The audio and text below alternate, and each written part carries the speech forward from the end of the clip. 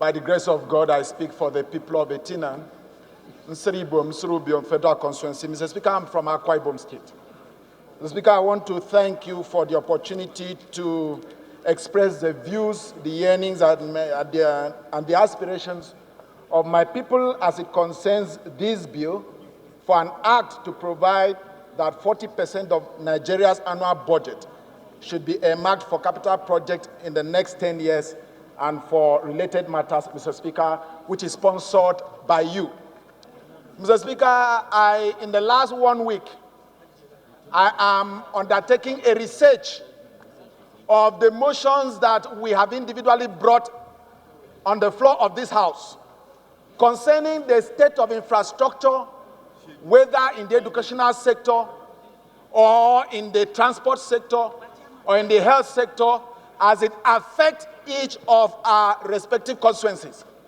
Mr. Speaker, I am yet to conclude, but the preliminary report has it that the majority of the motions we have here are because of the dearth of infrastructure that we have in this country.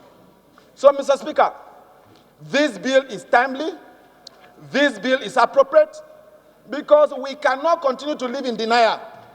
If we individually bring motions here concerning challenges in the health sector, education sector, and on the roads, that means that collectively there's a challenge in this country, Nigeria.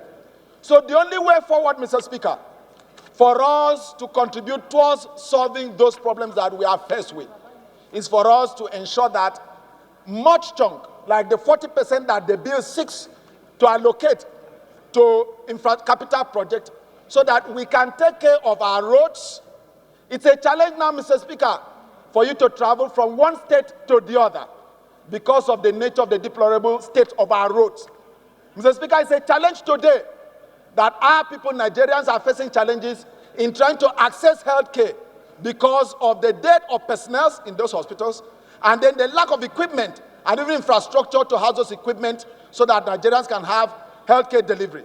So, Mr. Speaker, it is on this note that I would express the yearnings and the views of my people that we support this. Because, Mr. Speaker, let's look at it collectively from this place. And this is what I have been trying to tell to others who are in a privileged position. The only way to secure yourself after office is to contribute to the development of Nigeria. Because outside this privileged position, Mr. Speaker, life outside there is difficult. And the way some people who have served in public office would go to die immediately because there is a sharp divide between a privileged position and a less privileged position that they go to find themselves out there.